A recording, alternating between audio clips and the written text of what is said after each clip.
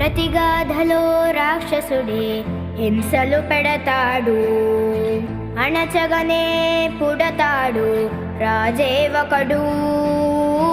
శత్రువునే కడదేర్చే పనిలో మన రాజు, హింసలనే మరిగాడు మంచిని మరిచే.